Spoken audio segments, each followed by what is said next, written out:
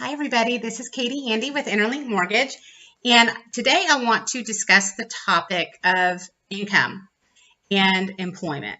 So depending on type of income and the type of employment, there's a lot of different parameters out there, and it can also affect which loan programs are available to you, right?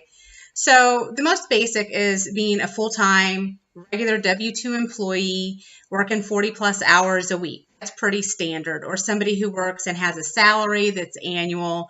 We're just going to annualize that, divide it by 12. We go off of the gross income for qualifying. That is one of the benefits of buying a home. We're not going off of your take home. We're going off of your gross before taxes, before FICA, Social Security, all that stuff comes out. So that's kind of your first type of income, type of employment. In addition to your regular base salary or hourly rate, we are able to also take into consideration overtime, commission, and bonus. Now, if you receive any of those items, you do have to have a 2-year history of receiving them.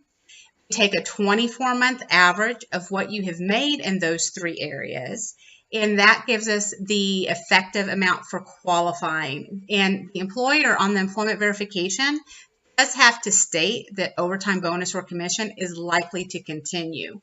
So we basically have to establish that you have a history of earning it, that we have a likelihood of continuance in order for it to be considered stable and effective in your ability to repay your mortgage. Okay, some other types of income that we are able to take into consideration are Social Security disability income, child support income, alimony income. Those are all typically tax-free items. So in some cases, we can actually gross those up 120% depending on your tax bracket to help give you a little bit more qualifying income. And again, they have to pass the same kind of test. So Social Security disability income, we have to have the awards letter. We have to, establish likelihood of continuance and, show receipt of that. On child support, we just have to have a minimum of receipt of 6 months, which you can get a printout from the Office of the Attorney General. And then, of course, we have to have corresponding divorce decree or child support order signed by the judge, whichever is applicable. And again, depending on the age of your child, we have to meet that likely to continue for at least the next 3 years.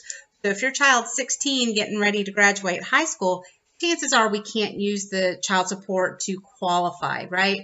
If your child's 10, it's obvious, unless something major were to shift, it's likely that income is going to continue. So therefore, we can consider it stable and effective in your ability to repay. So those are some of the basics. When you get into, say, a self-employed borrower, okay, self-employed borrowers are, if you're a 1099 contractor, that falls under self-employment because you're filing a Schedule C with the benefit of being able to write off your business expenses. Okay, so any income that you are writing off is income that you don't have available to repay your mortgage, okay? So if you're writing everything off, if you're making $100,000 a year and you're writing off 85, you're leaving yourself $15,000 to try and qualify for a home. So, those are things obviously you would discuss with your CPA as far as what benefits you have for tax purposes. Just know that that is going to impact your ability to purchase a home. So self-employed buyers has to be supported by a 2-year history of being self-employed, and the income is taken, it's a 24-month average based off of what is reported to the IRS on your tax returns. We look at line item 31, which is the net after all the expenses have been taken into consideration, okay? We are able to add back in mileage depreciation, and we are able to add back in regular depreciation and depletion. So those are some things that, if you're writing those off, we can add a percentage of those back in, okay? So, if you have questions on that, if you're unsure of where your income puts you, just talk to me, talk to a mortgage professional, have somebody actually analyze those for you and say, hey, this is what your qualifying income is based off of what your tax returns support. Now, that being said, we do have some programs for self-employed borrowers that are a little bit outside the box, and so that don't require tax return qualifying, that would allow us to go off of bank statements for the last 12 months on personal statements, or the last 24 months on business bank statements. So that gives us another way to determine income for a self-employed borrower who is established, has good credit and assets, but maybe it's just, able to take the tax benefits of writing off expenses, but it's not going to prevent them from purchasing a home that they want. So those are some of the programs that we have. Most buyers, are going to fall in that kind of W-2 position, and we're going to look at the income.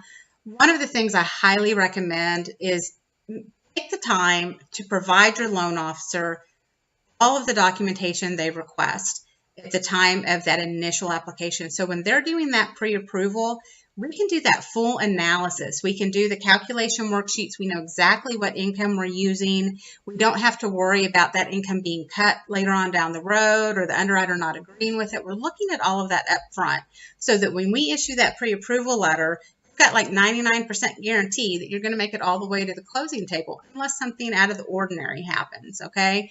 You lose your job, or your wife loses their job, or your husband loses his job, or just whatever. As long as things remain the same, when we issue that pre-approval letter based off of your income and assets, your debt-to-income ratios, your credit qualifying, you are going to be able to move forward with confidence that you've been fully, analyzed.